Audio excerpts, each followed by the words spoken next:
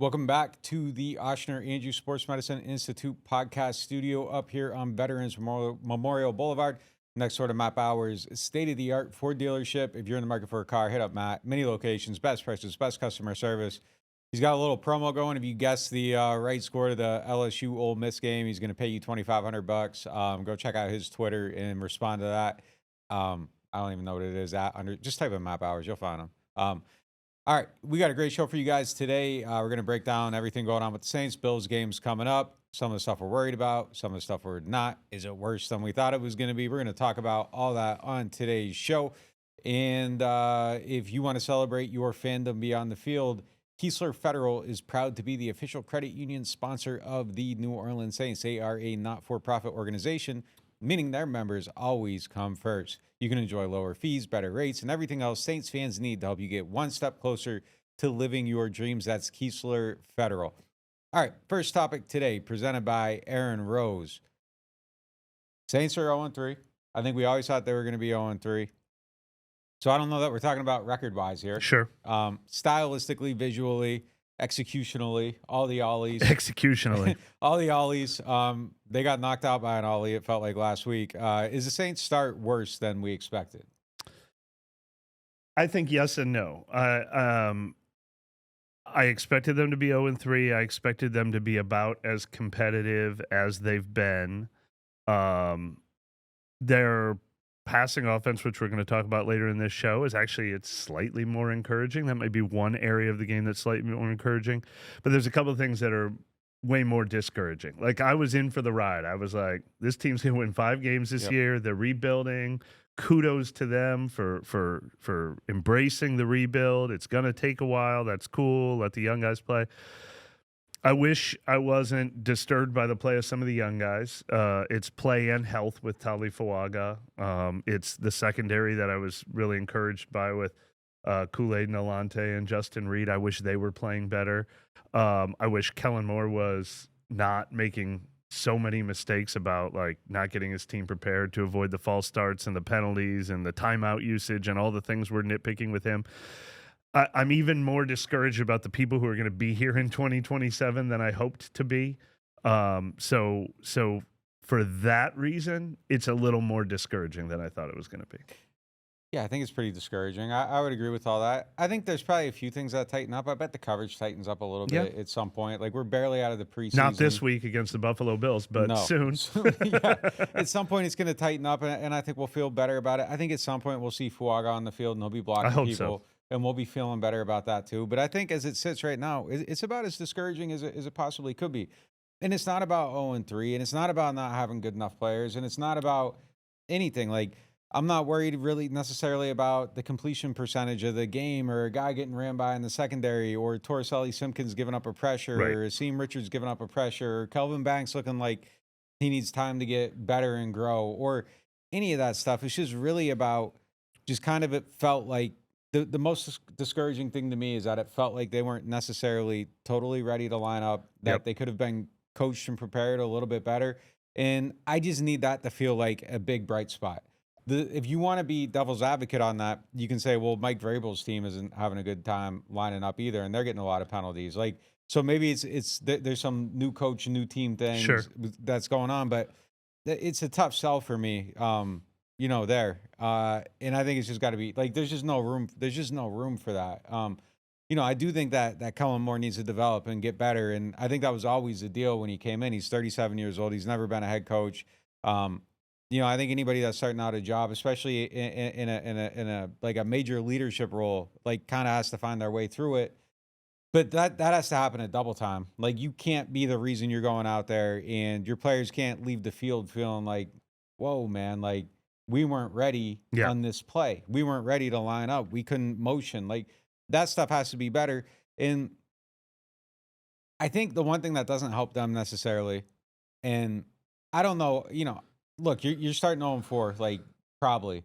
And I think you need fabrics and threads and relationships and, like, things to be really tight to get through it. So, on one hand, I understand all the field trips or whatever you want to call them. On the other hand, when you're not lining up and they're saying on the broadcast, like, you guys were out on a boat or whatever, it's like, just like the optics of that look a Yeah. little crazy. If you're a winning team, it looks, oh, this is awesome. They're doing everything right. When you're losing, you're doing everything wrong. So Yep. it ultimately probably doesn't matter. Going out on a boat on a Saturday probably doesn't matter. Going out to Seattle on a Thursday to be ready probably doesn't matter. But when you go out on Thursday and you go on a boat and you're not ready, people are sitting around going like, man, like, is this the way it's supposed to look, and is it the way it's supposed to feel? And that might be an unfair thing to do, but there's not a lot to Yeah. evaluate, and it looks crazy right now. Well, I'll tell you where that stuff's gonna have to pay off is it's gonna have to keep this locker room together. Like, I hope they're going into this season with eyes wide open and fully knowing what they signed up for, especially Alvin Kamara, Chris Olave, Cam Jordan, Demar Davis, any player that feels their own mortality and doesn't feel like they're part of a 3-year plan. And like, because this is going to be a long, hard season and it can't feel like a funeral in there. Like it hasn't yet. It hasn't yet. I wrote about the locker room after that awful, awful loss to Seattle that we rank among some of the worst, kind of like lopsided reality check losses that we've ever seen. And it wasn't mutiny, it wasn't anger, but they're going to have to avoid that. And so, whatever it is that they're building as far as team chemistry and team bonding and believing in this coach and believing in his perspective and believing that he cares about them and that they care about each other, all those things are really going to matter soon because this is going to be a team that they're going to be like mathematically eliminated soon. So they're going to have to be playing for other reasons. So maybe that's part of the long game. I mean, I've said it a million times. Here's the thing. Let me just interject real quick though. Like, I don't think a bowling trip gets you through 3 out of 4 games where you can't line up. Like, and I've talked to some people I know. on the team, and I don't know that. I think there's a level of patience that's going to run out. Yeah. If you can't line up, you can't motion, and you can't get a snap off. I think that goes away at a certain point. So all the team bonding, like I think it's like if you're executing well and you're prepared and all that, guys are sitting around. Yeah, I believe in this. This works. It's good. No. But people often don't think about these teams as like their normal job. Like if you went to work on Monday and the power's cut out at the office and the boss is like, well, we can't work today, and you have a big project you got to get done for your client, and now you can't succeed because he didn't pay the bill, you're going to be pissed. And you might say, okay, like new boss, like he didn't know they changed from energy to delta. Like I understand. Then you go on Tuesday and it's the same thing. Yeah. And you're like, yo, dude, you got to get on there and you got to pay this. Like, and you're probably about ready to blow up. If you go back a third time, and it's Thursday now, and 3 out of the 4 days there's no power at the building, you're probably gonna start thinking things, and it's like something is seriously wrong here. We can't keep going like this. So you got to give them a workspace where they can go out and do their job. And I think that has to happen like now. Real quick question. Switch gears. This one of the points that became clear that we talked to Kellen Moore about this week was, I think Chris Olave mentioned it. I think it's obvious on tape that a lot of their false starts and a lot of their motion penalties and stuff is coming because they do this tempo. Chris said there's a lot of plays that are on one, and when you're on one, then it's timing. You're trying to time, like he was one of the ones flagged for a false start when he went in motion and turned. He goes, I guess they thought I turned before the snap. Tush push, Torricelli Simpkins moves a second early. But a lot of these penalties are because they're trying to do timing. That's actually one thing that's kind of worked for Kellen Moore in the past and is working for him. Like, should he abandon tempo and motion and all of that stuff for a cleaner product, or should they keep trying to make this work? Like, I mean, that's kind of an impossible dilemma that he's facing right now. The concept of simplifying, but simplifying is abandoning what he does. I don't think it is. I think it's just you have to spend more time on it. Yeah. I don't think abandoning it and being like, well, my quarterback is going to be the one quarterback in the league who doesn't have the benefit of using any of the tools to declare whether it's man coverage or zone coverage. So, hey, good luck, Spencer. Yeah. Like, you're already undermanned, and go out there, and now you have to read a defense like Peyton Manning did in 1998 because we can't play modern football because I can't get my team line. That's not an option. That's not a real option. And the tempo thing's taking another weapon away from them. Like, that's one way to keep the defense in a look. It's another way to get your young quarterback who is new to the league to the line of scrimmage with 25 seconds on the play clock, and you can talk to him down to 15 seconds and say, hey, look, this safety looks like he's creeping here. Look out for the robber over there. Hey, if they blitz from here, you're going to be hot over here. Like, you're taking all that stuff away. Like, I don't think that's the solution. I don't think making it harder and making it so Spencer Rattler has to manage everything on his own. Like you hired Kellen Moore because of all Yep. these things No, I he's agree able to do. completely. So I don't think I don't think taking that stuff out is I think it makes him a way worse team. I don't I think don't that's the think from answer. talking to Kellen Moore that he wants to either. If he does it, he's going to do it kicking and screaming. It's going to be a sign that things have gone really poorly. If they start simplifying some of that stuff, it's going to be a really bad sign for this team. But everything so far is a bad sign for this team right now. I think where you look, they couldn't line up in week one. Like they had a bunch of issues, and then week two they did, and then week three they go on the road to a really hostile Yeah, atmosphere, and they weren't ready to play there. I think if they went on the and they are going on the road to yeah, another really hostile atmosphere, I think they're going to be ready to play. Like I'm going to give them the benefit of doubt. I'm looking at them skeptically, but like I've said it before, I'm not at a point where I feel like there's like incompetence or just inability. Like I think there's maybe a little naivety, is that the word how you yeah. say it? Like, Naivete, naivete, like, naivete. maybe just a little bit of, like, when you're sitting around and it's like, "Oh, we don't need it, like, why do they make us do all this? We're wasting so much time on this. These guys got it. They got it down." Yeah, And it's like, yeah, Demario Davis has it down. yeah, And he's gonna go and he's gonna put in all the work, but, like, this new player over here who's younger in his career doesn't know how much work it takes. Like, so you can't trust everyone to operate as if they're Demario, and I think Kellen Moore was probably a very responsible player himself, coached his son growing up, did all the work, put in all the time, gets out there, and he's probably sending her out at practices a lot of times. Man, Sirianni's just killing us, making us do all this stuff. It's just, and he's probably, when I'm a coach, like, we can cut it down. And I think yeah, you get to it and you try to cut it down, and then you learn, like, oh, like that doesn't work. We got to do it another yeah. way. So I think that's probably the process that's playing out. And again, I think he has to learn all this. A lot of times teams like to hire a second time head coach because they don't have to go through these growing pains. And I think when you go through it the first time, this is probably what it looks like at Yep. the beginning. And you got to learn, you get humbled, and you figure it out. I'm gonna bet on them being ready Yeah. to play this week. And look, this was the point I was going to make earlier. Is I've said this, people are going to get sick of hearing me saying this. Like the model for this team, like when I was making my record prediction, when I was looking at the schedule, was last year's Panthers, who were 1-7 and then finished 4-5 in the second half of the season. That's the model for the Saints, and the 1-7 part is going to be painful. And we're going to do 3 shows a week in between every one of those losses, and it's impossible not to be gloom and doom. But as long as they can when the schedule is much easier in the second half of the season. If they can end this season playing 500 football in the second half of the season, this is a successful year. So that is not dead yet. But the topic at hand is: are we more encouraged or more discouraged that they're on that road? I'm slightly more discouraged right now, and they're going to have to prove otherwise. We'll disagree a little. If they win 4 out of 5 at the end of the season, I feel like that's the biggest disaster in the Oh, whole sure, the whole sure, sure, outcome, because like at sure, that point it's sure. pointless. But look, I'm not doom and gloom on, like, I don't care if they lose. Like Well, I yeah, wasn't yeah, doom yeah, and yeah, gloom after week 1. I wasn't doom and gloom after week 2. I'm doom and gloom after week 3 because it looked like they weren't ready to play a yeah. game.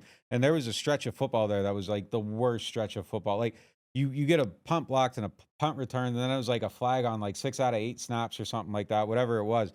It was like the 5 out of 7. 5 out of 7. It was the worst stretch of football that I think I've ever Yeah, seen in my whole entire life, and it was just all of it felt avoidable. All of it just felt like due to a lack of preparedness. And like I know Torchelli Simpkins is on the field, like, and he can give up all these pressures.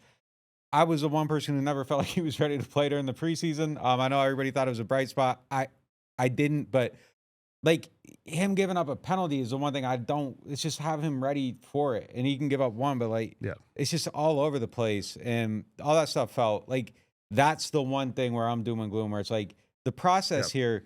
If you're doing things that makes me look at the process, and then it's like, man, they can't do this. So, or what are they doing over here? It kind of makes you wonder about the whole process of the rebuild. So, like, it just has to be tight on the field. And if it's tight on the field and you're playing well and you're put together and it looks well coached and it looks well executed and the talent's just not there, I'm okay with it. Like I'm not doom and gloom, because that is a rebuild. That yeah. is what we feel like they've needed to do to come out of this better on the other side. But you don't get to the other side if you have a flawed process. But the team can suck, like, and they probably will most weeks, and they probably won't have enough good players. And they're one injury away from disaster basically everywhere on the field. It just has to be put together. All right, moving on to the next one. presented by Bobby Hebert's Cajun Cannon Restaurant. What's right and what's wrong with the Saints passing game? Yeah, I know you were putting a lot of stats on the internet yesterday, or on Twitter yesterday, that you've been doing a lot of research into this. I mean, it's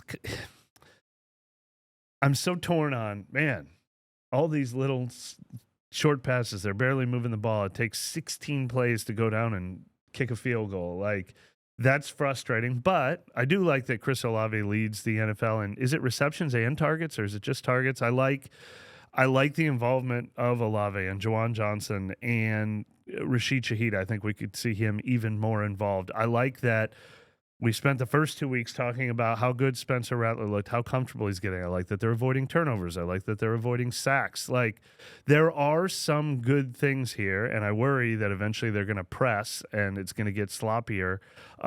This last game, you know, there probably should have been more turnovers than there were. There was one interception late in the game. There could have been a couple more earlier. It is the one area of the game that I'm like, all right, this is probably Kellen Moore's strength, and he's putting his quarterback, an inexperienced quarterback, in a decent position to at least move the chains, get some drives started, but it's not enough. So I'm a little torn on it. Yeah, the thing is that it's just like perception just absolutely is not reality with how their passing game is coming together right now. Like, they are way up on the list of passes that have traveled 10 or more yards. He has the most in the NFL. So the idea that it's a pop gun offense, like, isn't real. It's like, and I think the way it happens is, like, he's hitting on 36% of those or something like that. And when you aren't hitting the passes, nobody remembers just the incomplete pass. They remember the completed passes, disaster plays, but they don't just remember the 12-yard pass that missed. And you're going to go, oh, well, 15-yard passes is a problem. Well, guess what? He's still at the top there. Oh, 20-yard passes are the problem. He's still at the top there. They are going down the field. They are just not completing the passes, and that's the problem with the offense. And then I think you have to lean into maybe some of this, going shorter passes, trying to move the ball down the field. Like, but that's the only thing they're hitting right now, and I think that's where the problem comes into play. But the idea that, like, they aren't hunting for big plays is just, like, they're literally doing it more than anybody in the NFL. Yeah, so, but I mean, to speak up on behalf of perception, not being able to do it. yeah. You know, it doesn't matter if you're trying to do it or not. You can't do it. They can't do it. The point I'm making is that, like, the argument I see, well, like, they're just taking, they aren't trusting them. They aren't. Yeah. Kellen Moore's just trying to run screen That part passes is on every play. part is incorrect. It's not that he's not allowed to do it. It's just that this offense has proven incapable of doing it. Ratler's too afraid to throw down the field. No, he is throwing down the field. He's just not completing the passes, and that is the problem with it. Is that it's all this, and then it's like, oh, well, he's under pressure on all of them. Well, only 8 of the incompletions on those plays have come when he was under pressure. So it's not because of that. It's just not, they just aren't getting complete. Oh, well, the receivers are letting them down. Well, 18 have been scored catchable. Only 16 have been, and 16 of the 18 that were catchable were caught. One hit Juwan Johnson in the hands. The other one was the end of that Arizona game. There were 2 Juwan plays. You could. Everybody has their own perception. Everybody's going to have they're going to see it however their agenda lies, and that's fine. And I'm not here to argue with anybody. I'm just telling you the stats. Right. It's Rattler isn't afraid to throw down the field. Kellen isn't afraid to have him throw down the field. The plays just aren't getting completed for whatever reason. And again, I'm not having that discussion on YouTube. Like, I'm just not doing it. But it is fair to say that the biggest problem with this offense is their inability. Yes. And that could be the play design's not good enough. That could be the throws aren't good enough. That could be the receivers aren't getting open. That could be the receivers are dropping the pass. It's a little of all of the above right now. It is something that this offense needs to add. Like you do have Rashid Shaheed and Chris Olave on this team, correct? Like we thought that was going to be the one thing they were good at is getting those guys open and getting the ball to them. And we do need to see more of that for sure. Oh, no doubt about it. I mean, it's a part of the offense that has to open up, and whatever it is. You could say maybe they aren't calling the plays at the right time. Fine. Like, whatever you want to blame it on. Yeah. But the fact of the matter is that there is something missing in that area of the game. And I mean, it's just, I think it's a major issue. They have burners that can get down the field. I don't know what it, I can't sit here and tell you I know exactly why it's not happening, but I'm just telling you that Yeah. and look, they're throwing the ball a ton. Like they're probably, Oh gosh. let me try yeah. to, If anything, we could be sitting here and saying, "Where's the run game we thought they were going to lean on?" yeah, he's third in the league in attempts. So, I mean, there's probably still an extremely high, and I'm looking at it now. I mean, there's still an extremely high percentage of shorter passes. But it's within that, like they're throwing down the field quite a bit. Let me ask and you part of this. that is, yeah, he's throwing the ball more than everybody, but let me see.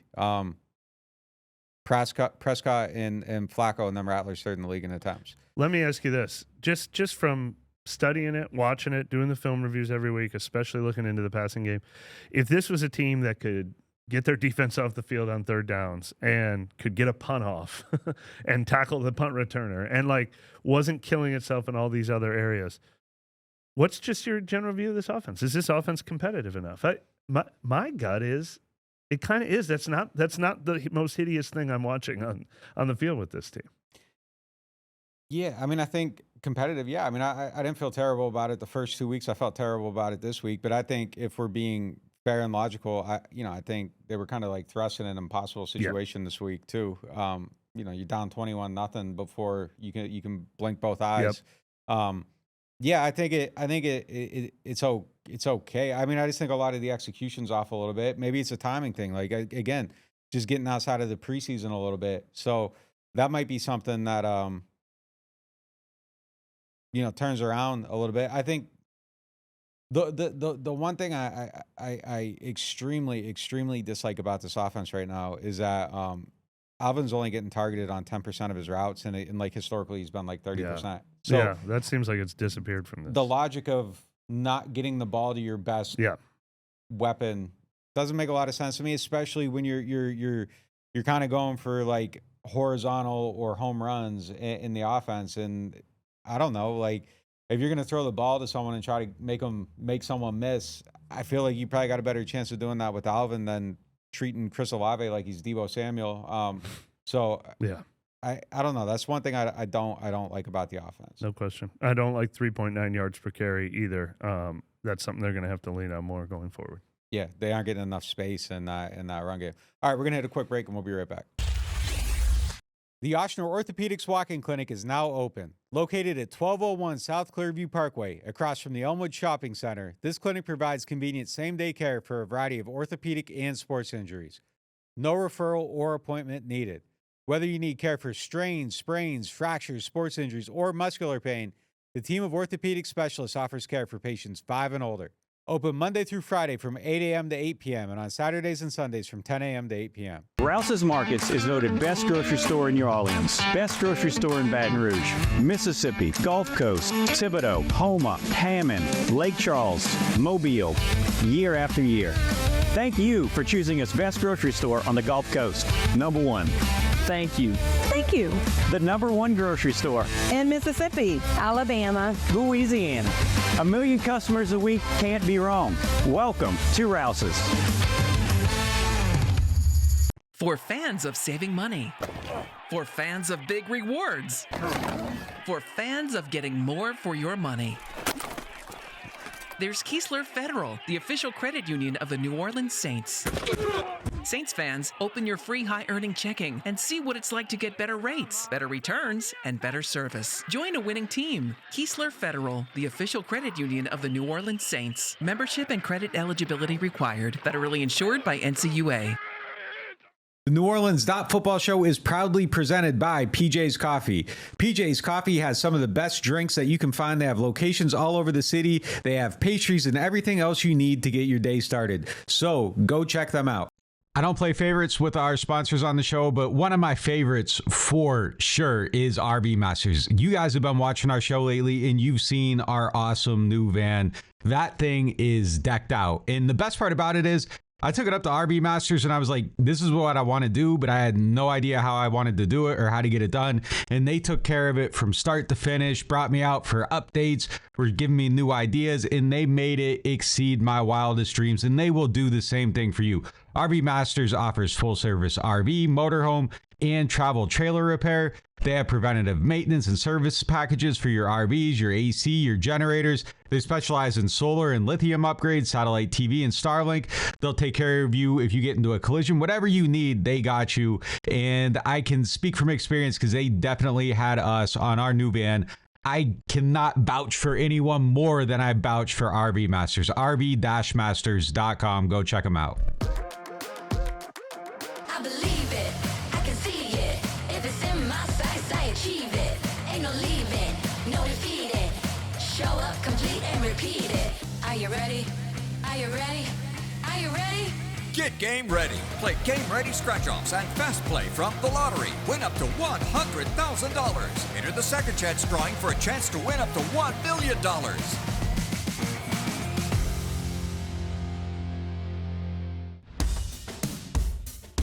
Yeah, they want me to quit, I can't stop it.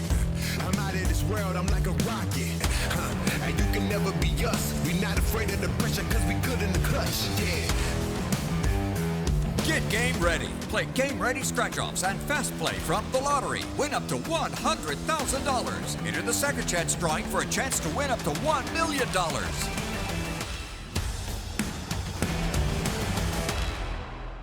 Shawbear Insurance, the Earhart Agency, is a longtime partner on this podcast, but the truth is, I was advertising them to my friends and everybody I knew long before they ever jumped on this show. And I'm going to tell you why. Every 6 months, my car insurance policy comes up, and every 6 months, I get a call from somebody from there telling me I need to change it or stay where I'm at. They're shopping my policy constantly to make sure I am getting the best possible deal. That means money in the bank. And those are the type of people you love, because look, we all live here. We all know how it is. The insurance rates are out of control. You need somebody watching your back, and they actually really do it. And I was with them before they ever asked me to be with them. So they are people that you need to be doing business with. And if you are going to look up their insurance, make sure you are looking for the Earhart Agency. Those are our guys. There's a lot of Shawbear insurances. The Earhart Agency is the one you want. I can speak for them. Real life, real support, real good business, real money saved. Call them up today. Shawbear Insurance, the Earhart Agency. Hardhide flavored whiskey, Ponchatoula strawberry, and Chilton County peaches in your favorite bars, stores, and restaurants. Hardhide Chilton County Peach Whiskey is a blend of aged wheat whiskey, light American whiskey, and fresh Chilton County peaches from Alabama's Durbin Family Farms. And Hardhide Strawberry Whiskey tells the story of a small town famous for strawberry farming. A delicious natural strawberry-infused 86-proof whiskey for whiskey lovers. Just look for the red and orange bottles in your favorite stores, bars, and restaurants. All right, welcome back to NewOrleans.Football presented by PJ's Coffee. Our next topic is brought to you by Rouse's, the official supermarket of the New Orleans Saints. Saints keep losing. Week 9 is the trade deadline. How realistic is a selling off some assets, trading off some assets at the deadline for future assets? How realistic do you think it is? I'm there. I would do it. I would trade everybody that might not make the playoffs with me in 2027 if everything went right. Love Demario Davis, love Cam Jordan, love Alvin Kamara, 3 guys who should be in the Ring of Honor as soon as possible. But I'd be all in on that. I mean, it's unavoidable where you exist. It gets a little tougher if you talk about, would you trade Chris Olave? Would you trade Carl Granderson? I don't know, but I am not worried about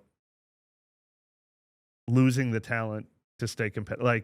Like at the beginning of the season, cool. You want investment, you want buy-in throughout training camp, you want all of that. You want to go into the season with investment and buy-in. You can't just show the entire locker room we're throwing up the white flag. But if you start 0-3, if you start 0-4, if you start 1-5, they don't have to make this decision yet. If all of a sudden they're beating the Giants and the Patriots and the Bears, then I'll have a different answer to this. But once you know you're not making the playoffs this year, I'm all for it. What will the Saints do? I tend to think they'll go 30% there. I bet they trade one of those guys I just mentioned. That would be my guess, because we've already seen them zag from how they've always done business around here.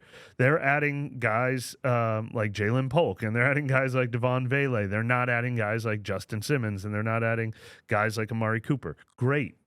keep doing that. My guess is we see one, maybe two trades. I think that's realistic. I don't think fire sale is really realistic for any NFL team. I don't think we're going to see all 6 of those guys get traded. But yeah, I think one or two is on the table. I think they should, and I think it's very possible they will. I think it's extremely possible they will. I'm looking at the schedule.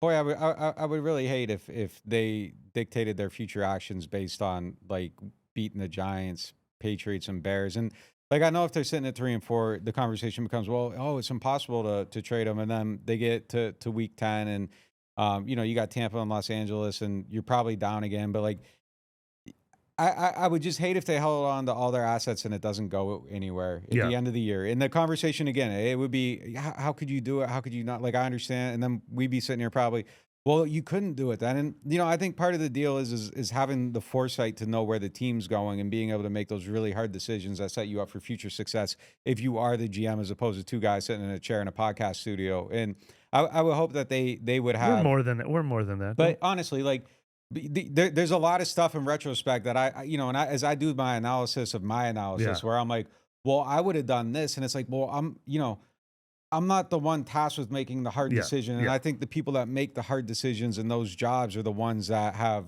ultimate success. And, you kind of got to be ruthless with some of it. And it would be very, very hard to trade away a receiver if you're at 3 and 4, because that means that your quarterback's probably playing okay. Yeah. And you're probably in a position. But the reality of the receiver room is, A, one's in the final year of his contract, and B, man, like if it doesn't get way better, does the other one want to build his future here? And I don't want to speak for him, because all I've ever heard from Chris is that he loves New Orleans and he wants to be here and all that stuff. But I would get to that deadline regardless and probably be willing to trade one of those guys. And, I think the only real tradable assets on this team, and tell me if I'm wrong, I think it's Olave, I think it's Shaheed, I think it's Alvin, and I think it's DeMario.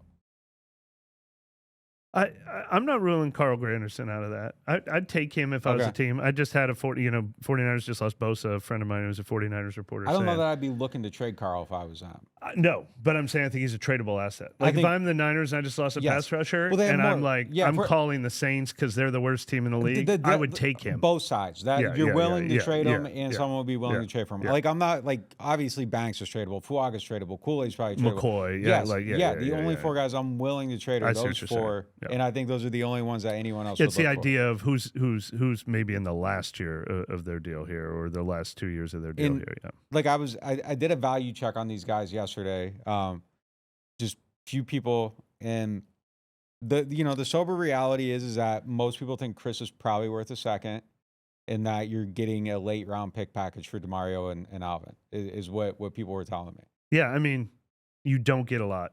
You don't get a lot. Like what they got for Marshawn Lattimore last year was like, it felt like a miracle to get the 3rd and the 5th and gave back the 6th or whatever it was. But you don't get a lot for these guys late in the year. I mean, I take that back. Like with Christian McCaffrey, if you're trading a superstar who's in his prime, and I actually think a team should want to trade a lot for Alvin Kamara. I think he could bring juice that could lead you to the playoffs. But yeah, it's always going to be a round or 2 less than people think, because teams just historically don't trade that much. And so, yeah, I'm not just gutting the team so I can load up on 5th round picks, but yeah, if people want to give 2nds, 3rds, and 4ths, I think everything should be on the table. Yeah, I think the problem that you run into with Alvin is that he's going to be 31 years old, and he has 1 year left on his contract, and his base salary is $11.5 million next year. I think when you factor all that in, the value of that drops. It's the same with Chris. Like I actually, and I think Chris Olave still has a fantastic career ahead of him, but I would actually kind of be surprised if someone's offering a second, because he gets 5th-year option money next year and will probably be wanting that next contract next year in the $30 million range. So it's like you're trading a second for a guy that you have to decide in 6 months whether you're going to pay $30 million a year to. I asked like 6 people across the board. Yeah. It was late first, early second for Chris. That's good. It depends where it's at. And the player for sure. I just don't know if people want to inherit the contract talks that are 6 months away. Yeah, I think. But like if you trade for him, and you pay him, he's a core Yeah. player for your team. He's probably becoming, the only thing I heard was like the injury history makes Yeah. it iffy. Yeah, But for sure. I think no doubt Chris is a second round pick. And I would do it if I was the Saints. I would do it because I would just restart the clock, and it has nothing to do with Chris. I think Yeah. Chris is a great player. I think he's a player they should be holding on to. But But I are think, you ready to be the team paying him the 4-year, $120 million well, deal? I mean, Because you're not there yet. Yeah, as a you're not. team. You don't. Yeah. You don't know that you even have your quarterback. So Yeah. like, I would trade him and restart the clock and go Yeah. draft Brazel or Yeah. one of these other guys that are going to be second, third rounders in this draft. Like, there's a lot of really good players. Antonio Williams, a little bit smaller guy. Carnell Tate, Chris Bell. Like, there's so many receivers. You turn on a college game and there's just a guy making plays somewhere for someone. I would be willing to restart that clock if you could, because I just think that's where the team's at. All those same things are true with Rashid Shaheed, who is a free agent next year. One thing to add to this discussion, though, kudos to the Saints for looking like they're aware of this Isaac Yiadom conundrum, and they already started working Quincy Riley into the lineup. He played nearly 20 snaps in this game. Look, I would be making phone calls and try to put Isaac Yiadom in a good place. I wouldn't just bury him on the shelf. That's a mean thing to do to a veteran player. I'm not trying to say get Isaac Yiadom off the field. Get Isaac Yiadom off the field, because if he plays 33% of the snaps, you lose a 4th-round pick. So trade him somewhere he can play. Do right by him, but do not play him so much that you lose a 4th-round pick, and do play Quincy Riley. I was very glad to see them starting to do that, and I think hopefully that signals that that's what they're planning to do going forward. Yeah, hopefully so. All right, moving on. Next topic. Presented by who do we got? There we go. Let me get it up. Chabert. Presented by Chabert Insurance, the Earhart Agency. Make sure you're hitting them up. They'll save you money on your car insurance. First look at the Bills. Kind of a weird team. They kind of remind me of the Patriots a little bit in that, like, back in the day. Which Patriots? There were a lot of versions of the Patriots. Any Patriots team, there were a lot of times when you would go look at their roster and they would be the best team in the league, and you'd be like, all these players suck. Like, they had 3 players on the NFL Network's top 100 list, and everyone, I think they're number 1 in everyone's NFL power rankings. Yeah. It's just the sum is better than the whole of the parts. You have Godzilla quarterback, just the guy that can just crumble everybody. And you go through and you look at it and you're like, who are these guys on their defense? And there's a couple players, obviously, but it's not like a 1 to 22 like star roster. You look at their secondary and it's like Tre'Davious White, Christian Benford, Cole Bishops, Taylor Rapp. Like, none of them are great players, but like they're a good team, and it's just kind of crazy overall. So many good players though, and again, you go to receiver. Like, I think Josh Palmer's good. I think Keon Coleman's good. Khalil Shakur is a very, very, like, I think he's very, very good. And he has hands like almost like Mike Thomas, catches like 86% of the passes thrown to him. Elijah Moore's in there somewhere. I remember he's the guy I wanted the Saints to draft a few years ago. I'm a guy in a podcast chair would have made the wrong pick in that year's draft, apparently, based on his career. Dalton Kincaid, like, he probably hasn't quite hit the way he's supposed to, but like, just imagine if like Josh Allen had his Jamar Chase, like, how much even more dangerous he'd be. Like, Keon Coleman is the guy. I was trying to buy a little Keon Coleman stock in fantasy, thinking year 2. He has not arrived yet. He's still coming together for him. That's the way it's supposed to work, though, and they're built kind of the way you're supposed to be built when you have a star quarterback. When they're early in their career, you put all the weapons around them, and you help elevate the quarterback. And then if you're paying your quarterback that 50, 60, whatever, $100 million contract in a couple of years, whatever it's going to be, they have to be a guy that lifts all the weapons around them, and you get kind of like one. And I think the best way to spend your money in today's NFL on that one is actually on the tight end, because I think that's where you get the biggest mismatch every single week. Kind of defines what you're doing. But this is the way it's supposed to look. Like, once you pay that quarterback, you're supposed to be able to take money out of your offense, put it on your defense, and you become that team, because this is the guy that elevates everybody around you. You don't want to be paying Brock Purdy $55 million and everybody around him has to be good. I think that's a hard way to build. So the quarterback really has to be that difference maker. I found the most interesting thing with this guy, and like, we all know he wants to get out of the pocket and extend plays, and that's how he beats you. So he gets good at out there. They have the scramble drill, and the worst thing in the world is seeing Josh Allen being just this big, untackleable player, like standing out by the sideline waiting for somebody to get open. But weirdly enough, over the last 3 years, going back to 2023, he's done that 264 times. Left the pocket, threw the ball 3 or more yards outside of the pocket. 264 times. You know how many times he went right? Because you're asking me, I'll go 220. 200. Right. Like, I would just drop a spy like right there. Yeah. Like, just let someone just sit right there. He throws it right by the sideline every time, too. He It's never goes left. unbelievable. The crazy thing is when he goes left 64 times, he hits on a higher percentage of them from the left, but he never goes left. Like, he just always wants to go out to the right. That's where he's comfortable. I would just sit someone right there. I would just spy him from, like, the right side of the line and be like, you're not doing this, because that's how he beats you. He gets out there, and then, you know, Keon Coleman's down there being a 6'3" guy, gets on covered, and like you just, you know, throw up the alley-oop, and it's unbelievable. That's how they kill you every single time. He's made his career out of that. Yeah. That's what Taysom Hill should have become. The other thing is, if you rush him with 3, he becomes like and you drop 8, he becomes like a 30% passer. Yeah. Like, that's just not realistic probably to do that, because like at certain situations he's going to take off and run, and that's situationally dictated. But like, I think the key to beating him is like sitting back, not letting them go right, dropping 7 as often as you can, and blitzing them is like the biggest mistake you can make. This team is well rested. They were at home 10 days ago, or 10 days between games on Thursday, and that it was funny watching the Dolphins. Like, the Dolphins gave them everything they had for 3 quarters, and even if you do that, even if everything's working for you and your game plan works and you show up, and then he's like, "Oh, I just need to make the plays over in the fourth quarter." Nobody makes plays in the fourth quarter better than Josh Allen either. Yeah. They got 2 guys to watch on the injury report this week. 2 guys that we probably, when we said they don't have like superstars, but Ed Oliver, interior defensive line, and Matt Milano at linebacker. They're 2 of the better guys in the league.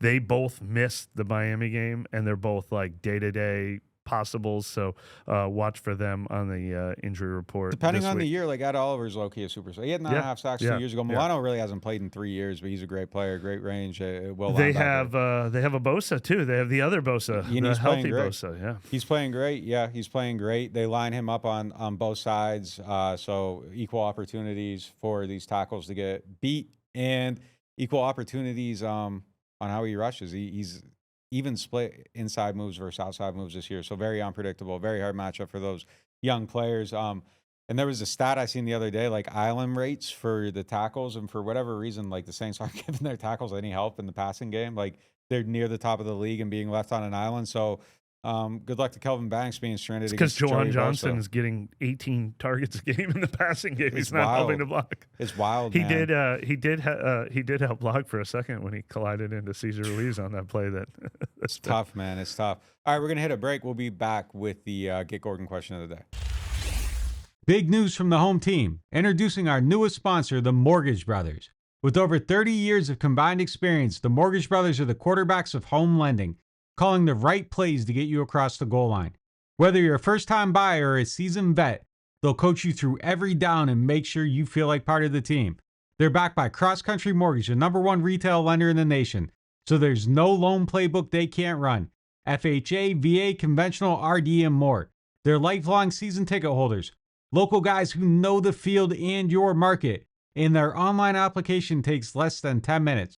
Why fumble your mortgage with some online lender who's never even watched your team play? Stick with the Mortgage Brothers, the trusted pros who play to win. Mention NOF and get $500 back in lender credit toward your closing costs. That's money back in your pocket when it counts. Visit mortgagebros.money and start shopping with confidence.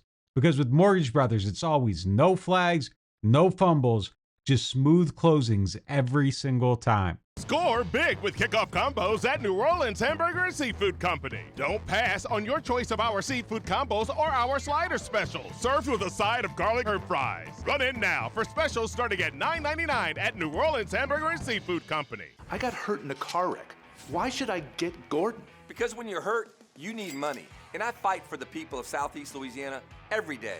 I got a client who injured their neck in a car wreck, $250,000. Another client was hit by a big truck and needed back surgery. I got them $700,000, and they deserved every single penny. That's what I'm talking about. Why wouldn't I get Gordon? If you've been hurt in a car wreck, just call me, New Orleans. Get it done. Call 504-800-8888. You ever take a bite of something and immediately think, yeah, I'm coming back for this? Bobby Hebert's Cajun Cannon Restaurant just added some new dishes, and man, they crushed it. The shrimp and crawfish pistolets, golden and stuffed with bold Cajun flavor. Fried oyster tacos, crispy, fresh with the perfect kick. And the soft shell crab Alfredo, creamy, rich, and absolutely worth the order. They're open 7 days a week, and they deliver late. Bobby Hebert's Cajun Cannon Restaurant. Delicious food, superior service. Whether you are a local New Orleanian or a fan in town for the game, get your pre- and post-game fired up at Aaron Rose. Local chaos and local love for the black and gold. Wake up and live with daily drink specials, mimosas, screwdrivers, Bloody Marys, and hot or frozen Irish coffees, all just $3 or $4 between 10 a.m. to 2 p.m. Aaron Rose, half a block from Bourbon Street in the French Quarter, 811 Conti Street. Attention Saints fans, don't let pests and termites invade your home field. Trust the team at Red Pest Solutions to tackle those unwelcome visitors. Call the Red Man today for unbeatable pest and termite control. Score peace with no pest. Visit redpest.com, REDDPEST.com. Welcome back to NewOrleans.Football. It is now time for the Get Gordon question of the day, presented by Gordon McKernan Injury Attorneys. If you need help, make sure you get Gordon. All right, I got this one from a guy named Ed. He sent me Ed Oliver? No, he sent me an email. He said, "Hi there. My pro football mailbag questions have appeared in 31 of 32 NFL markets. I'm missing New Orleans. May I submit a question to you here for consideration? Wow. It would fulfill my goal of being published in all NFL markets. Here is one. Which Saints position groups have done well this season and which ones have disappointed?" Ed from Auburn, New York. An older guy. Like I gotta get him 32 out of 32 here, man. That's what we're doing here. Look, if it needs to be published, this is a podcast, but just read the transcript It's on published, the man. YouTube. It's published. Yeah, it's published. Yeah, There it's you go. published. Which position groups have done well? Alvin and Kendre? I'm encouraged. But every time they touch the ball, they've only averaging 3.9 yards per game. They're not establishing the run game. But I would bet that duo is top half of the league. I can't say that about a lot of position groups in the NFL on the Saints. Alvin and Kendre. I like what I'm seeing. Now, just they make aren't it more blocking well relevant. enough for him. So, Yeah. But yeah, I think those guys are playing okay. But they aren't blocking well enough for him. Like the average yards before contact is incredibly low. It's like zero. It was like 0.2 on inside zone runs. Really bad. But like when they're getting out there, Am I missing they're playing okay. Pete Werner and DeMario. But see, people are going to hate on you for saying Pete, but I think Pete Werner been had okay. a great game. I think this Pete's game. been okay, and I think DeMario's been great. So Yeah. the linebackers have been playing well. Stallbird had that early play in the last game where he broke up a pass. Yeah. He looked really good. On the disappointing front, I think the D-line's been extremely disappointing. They've done okay against the run, but just like the pass rush isn't there. I don't think an edge player had a pressure in this last game. Chase Young has missed 3 games, and I don't. I'm not counting on him to be. I've got another one. Special teams. Oh yeah, punter. I think that I don't think they're going back to the drawing board at punter soon. I mean, it's unbelievable to struggle the punt blocking, the field goal missing. I think Blake Grupe will have rope, but man, 3 games in a row with a missed kick. He needs to prove that he's the reliable guy. Like it's already erased all the good of training camp. So special teams has been a disaster so far for this team this year.